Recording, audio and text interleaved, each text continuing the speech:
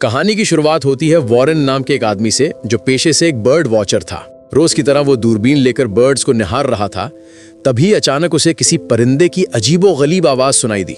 वो चौंका और इधर उधर देखने लगा। जब उसकी नजर एक पेड़ के नीचे पड़ी तो वहां उसे एक अजीब सी मखलूक क्रीचर दिखाई दी। एक ऐसी बच्ची जो दिखने में तो इंसान जैसी थी, मगर उसके हाथों की जगह पंख थे। वॉरेन हैरान रह गया। उसने जिंदगी में कभी ऐसा मंजर नहीं देखा था। पेड़ पर ना कोई घोंसला था, ना ही आसपास कोई दूसरा परिंदा। उसे कुछ समझ नहीं आया। वो उस बच्ची को अपने घर ले आया। उसने अपनी वाइफ टीना को सब कुछ बताया। टीना भी हैरान रह गई। उसने पूछा, तुम्हें ये बच्ची आखिर कहाँ से मिली? वॉरेन बोला, मुझे ये पेड़ के नीचे यूं ही पड़ी मिली। ये किसी बहुत ही दुर्लभ प्रजाति की लगती है। ऐसी कोई बर्ड मैंने पहले कभी नहीं देखी। मुझे समझ नहीं आ रहा कि हम इसका क्या करें। टीना को लगता है हमें इसे पुलिस स्टेशन ले जाना चाहिए। वॉरेन ने गहरी सांस ली और बोला, पुलिस इसका क्या करेगी? ये कोई इंसान नहीं है, एक परिंदा है। हम यूं ही इसे पुलिस के हवाले नहीं कर सकते। हमें इसका ख्याल रखना होगा। शायद इसकी कोई फैमिली हो तो वो इसे लेने जरूर आएगी। टीना बच्ची को पानी पिलाने लगी। असल में टीना बहुत वक्त से माँ बनना चाहती थी, मगर कुछ वजहों से वो माँ नहीं बन पाई थी। इसलिए धीरे धीरे उसने उस बच्ची को अपनी बेटी समझना शुरू कर दिया। टीना ने वॉरेन से कहा, मुझे पूरा यकीन है इसके जैसी और कोई बर्ड नहीं होगी। अगर होती तो तुम्हारी बर्ड्स वाली किताब में जरूर कुछ लिखा होता, या फिर तुमने उसे कभी देखा होता। ये इकलौती ऐसी बच्ची है जिसके पास पंख हैं। अब मैं इसे अपने बच्चे की तरह पालना चाहती हूँ। हमें इसका कोई प्यारा सा नाम रखना चाहिए। और फिर उन्होंने उस बच्ची का नाम फ्लोरा रखा। अगले दिन टीना फ्लोरा के लिए कपड़े और पालना मंगवाती है। वो उसे ऐसे कपड़े पहनाती है कि उसके पंख किसी को न दिखाई दे। कुछ दिन बाद वे फ्लोरा को लेकर शहर घूमने निकलते हैं। सिटी की औरतें फ्लोरा को देखकर बहुत खुश होती हैं, उससे खेलती हैं और पूछती हैं, ये तुम्हें कहाँ से मिली? इतनी छोटी और इतनी प्यारी बच्ची। वॉरेन और टीना उन्हें कुछ नहीं बताते, बस मुस्कुराकर बात टाल देते हैं और फ्लोरा को लेकर घर लौट आते हैं। कुछ ही दिनों में फ्लोरा चलने लगती है और उड़ने की कोशिश भी करने लगती है। टीना उसे उड़ता हुआ देखती है और बेहद खुश होती है। वो वॉरेन को भी बताती है। फ्लोरा बर्ड्स की तरह आवाजें निकालने लगी थी। टीना को लगता है कि वो उसे मॉम कहकर पुकार रही है। वॉरेन समझाने की कोशिश करता है, टीना वो बस चहचहा रही है, तुम इसे ज्यादा दिल से मत लगाओ। मगर टीना वॉरेन की बातों पर ध्यान नहीं देती। उसे पूरा यकीन हो जाता है कि फ्लोरा उसे और वॉरेन को अपने माँ बाप समझती है। एक दिन टीना फ्लोरा को खाना खाने के लिए बुलाती है, मगर फ्लोरा उसकी बात नहीं सुनती। वो एक मकड़ी पकड़कर खा जाती है। टीना हैरान रह जाती है। उसे एहसास होता है कि फ्लोरा दरअसल लेकिन फ्लोरा उन्हें भी नहीं खाती। वो खिड़की के पास जाकर दूसरे परिंदों को देखने लगती है। टीना को गुस्सा आ जाता है। वो वॉरेन से कहती है, मुझे समझ नहीं आ रहा कि मैं फ्लोरा को इंसानों के तौर तरीके कैसे सिखाऊं। अगर वो इंसान की तरह जीना नहीं सीखेगी तो आगे चलकर उसे बहुत मुश्किलें झेलनी पड़ेंगी। वॉरेन गहरी नजर से उसे देखता है और कहता है, टीना फ्लोरा कोई इंसान नहीं, एक परिंदा है। तुम कितनी भी कोशिश कर लो, वो हमारे साथ नहीं रह पाएगी। एक दिन ऐसा आएगा जब वो हमें छोड़कर उड़ जाएगी। टीना की आंखों में आंसू आ जाते हैं। वो कहती है, फ्लोरा मेरी बेटी है और मैं उसे कहीं नहीं जाने दूंगी। अगले दिन टीना फ्लोरा को लेकर एक रेस्टोरेंट जाती है। वहां कुछ परिंदे पिंजरे में कैद थे। फ्लोरा उन्हें देखती है और उड़ने की कोशिश करने लगती है। टीना उसे शांत करने की कोशिश करती है। उसी वक्त एक शिकारी वहां आता है। टीना घबरा जाती है। वो फ्लोरा को बाथरूम में बंद कर देती है ताकि वो थक जाए और उड़ने की कोशिश ना करे। मगर फ्लोरा खिड़की से उड़कर दूर चली जाती है, बहुत दूर। टीना उसे पुकारती है, फ्लोरा फ्लोरा, मगर फ्लोरा नहीं रुकती। टीना टूट जाती है और मायूस होकर घर लौट आती है। वॉरेन टीना से कहता है, अभी कुछ वक्त पहले मैंने फ्लोरा जैसी एक लड़की को हवा में उड़ते हुए देखा। उसने भी नीला स्वेटर पहना था। टीना उसकी बात का जवाब नहीं देती।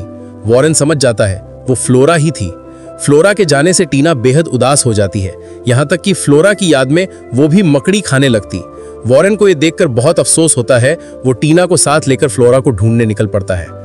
दूसरी तरफ फ्लोरा दूसरे परिंदों के साथ उड़कर सिटी में पहुंच गई थी, लेकिन बहुत देर तक उड़ने की वजह से उसका बैलेंस बिगड़ने लगता है और वो एक घर के अंदर गिर जाती है। वो लोली के रूम में गिरी थी। फ्लोरा को देखकर लोली चौंक जाती। लोली अपने डैड से खुश नहीं थी। वो भी एक परिंदे की तरह उड़कर घर से दूर भाग जाना चाहती थी। फ्लोरा के पास पंख थे। बस दोस्ती वहीं से शुरू हो जाती है। फ्लोरा को बोलना नहीं आता था, वो बस इप कर रही थी। लोली उसे इप कहकर बुलाने लगती है। लोली के डैड किसी काम से बाहर चले जाते हैं।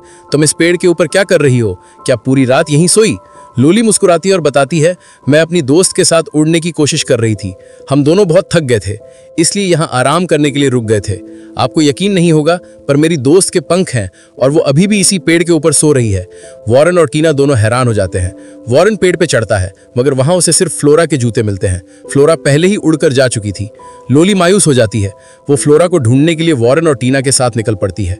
फ्लोरा खुशी से आजाद होकर उड़ रही थी, मगर तभी बहुत सारी बर्ड्स उसके पास आकर उड़ने लगती हैं। फ्लोरा का बैलेंस बिगड़ जाता है और वो एक क्लॉक टावर के ऊपर गिर जाती है। आसपास के लोगों को लगता है कि वो कोई बच्ची है जो खतरे में है। वो तुरंत रेस्क्यू फोर्स को बुला लेते हैं। रेस्क्यू ऑफिसर शॉन फ्लोरा को बचाने के लिए क्लॉक टावर के ऊपर चढ़ता है, मगर तब तक फ्लोरा वहां से उड़ जाती है। शॉन को लगता है कि फ्लोरा को कोई ईगल उठाकर ले गया है। टीवी पर फ्लोरा की खबर चलने लगती है। टीना और वॉरेन ये देखकर घबरा जाते हैं और शॉन से मिलने के लिए उसके घर पहुंचते हैं। शॉन दुखी होता है। वो कहता है, मैंने अब तक अनगिनत लोगों की जान बचाई है, मगर आज मेरे सामने एक ईगल उस बच्ची को उठाकर ले गया। मुझे पूरा यकीन है कि वो उसे खा गया होगा। इस हादसे ने मुझे अंदर तक तोड़ दिया। मेरी जिंदगी भर की मेहनत बर्बाद हो गई।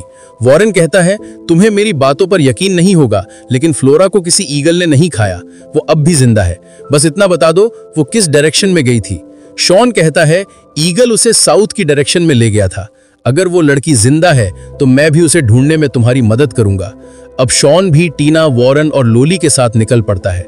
पूरा दिन बीत जाता है, लेकिन फ्लोरा का कोई सुराग नहीं मिलता। थक हार कर चारों एक फील्ड में रुक जाते हैं और वहीं सो जाते हैं। लोली जंगल में जाकर फ्लोरा को ढूंढने लगती है। फ्लोरा उसी फील्ड के पास वाले एक होटल में थी। वहां उसे कुछ परिंदे दिखाई देते हैं तो वो उनके साथ उड़ने लगती है। तभी एक शिकारी उन बर्ड्स पर गोली चला देता है। गोली की आवाज सुनकर लोली बुरी तरह घबरा जाती है। उसे फ्लोरा का नीला स्वेटर कुएं के पास गिरा हुआ दिखाई देता है। लोली अपने साथियों को कुएं के पास ले जाती है। सबको लगता है कि फ्लोरा शायद कुएं में गिर गई है। शॉन जानता था कि वो सिर्फ फ्लोरा का स्वेटर है, लेकिन अपने दिल में वो खुद को फ्लोरा की मौत का जिम्मेदार मान रहा था। इस गम में वो चुपचाप एक कोने में जाकर बैठ जाता है। लोली एक रस्सी बांधकर कुएं के अंदर उतरती है, मगर वहां उसे कोई नहीं मिलता। टीना बहुत ज्यादा परेशान हो जाती है। वॉरेन उसे तसल्ली देता है, तुम्हें इतनी फिक्र नहीं करनी चाहिए। फ्लोरा को उड़ने में तकलीफ हो रही होगी, इसलिए शायद उसने अपना स्वेटर उतार दिया और उड़ गई। टीना को अचानक याद आता है लोली अभी भी कुएं के अंदर है। वो जल्दी से उसे बाहर निकालती है। पेड़ पर बैठा दिखाई देता है। उसका नाम था बोर।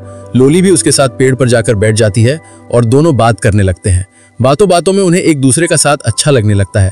अचानक बारिश शुरू हो जाती है। बोर अपने कमरे में जाकर सो जाता है। उसे अपने बेड के नीचे फ्लोरा दिखाई देती है। बोर डर जाता है। उसे लगता है कि कोई भूत है। वो जल्दी से लोली को बुलाता है।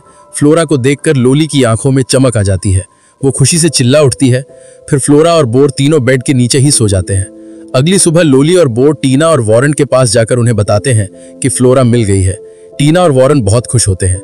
वे सभी बोर के कमरे में पहुंचते हैं, मगर फ्लोरा वहां से फिर उड़ चुकी थी। टीना कहती है, फ्लोरा ज्यादा दूर नहीं गई होगी, हमें जल्दी उसके पीछे जाना चाहिए। लोली कहती है, मैं कहीं नहीं जाना चाहती, मैं थोड़ी देर बोर के साथ रहना चाहती हूँ। मुझे यकीन है बोर मुझे फ्लोरा की तरह छोड़कर नहीं जाएगा। टीना की जान चली गई, मैं खुद को कभी माफ नहीं कर पाऊंगा। टीना उसकी बातों पर ध्यान नहीं देती। उसे फ्लोरा को ढूंढना है। वो शॉन को वहीं छोड़कर आगे बढ़ जाती है। वॉरेन शॉन को अकेला नहीं छोड़ना चाहता। वो टीना को भी रोक देता है और तीनों वापस फार्म पर लौट आते हैं। इसलिए वो ज्यादा देख नहीं पाई और एक पेड़ में फंस गई। फ्लोरा की आवाज शॉन को सुनाई देती है। वो बिना कुछ सोचे पेड़ पर चढ़ जाता है।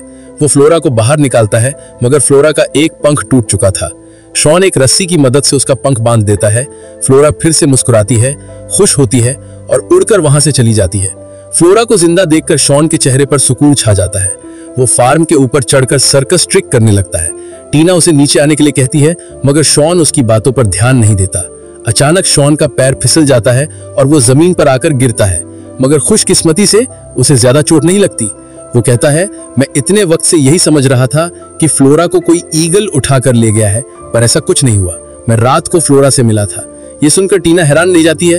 वो पूछती है, मुझे यकीन नहीं हो रहा कि तुमने फ्लोरा को देखा। उसे कहीं चोट तो नहीं आई और अब वो कहाँ है? शॉन कहता है, तुम्हें फिक्र करने की कोई जरूरत नहीं। फ्लोरा बिल्कुल ठीक है। उसका सिर्फ एक पंख टूटा था, पर मैंने उसे ठीक कर दिया। उसके बाद वो उड़कर यहाँ से चली गई। टीना वॉरेन से कहती है, मुझे समझ नहीं आ रहा वो हमें छोड़कर बाकी सबको क्यों नजर आ रही है। मुझे तो लगता है वो समंदर पार करके कहीं दूर चली गई होगी। वॉरेन जवाब देता है, तुम कैसी बातें कर रही हो टीना? फ्लोरा अभी इतनी बड़ी और ताकतवर नहीं है कि समंदर पार उड़ सके। उसकी हालत ठीक नहीं है, इसलिए हमें कुछ भी करके उसे ढूंढना होगा। ये कहते हुए वो फार्म से एक बाइक लेता है और टीना के साथ आगे बढ़ जाता है। टीना टेलीस्कोप की मदद से आसमान में फ्लोरा को ढूंढने लगती है। थोड़ी दूर जाने पर उसे फ्लोरा दिखाई देती है। वो दूसरी बर्ड्स के साथ उड़ते हुए समंदर की तरफ जा रही थी। वॉरेन और टीना भी तेजी से बाइक से समंदर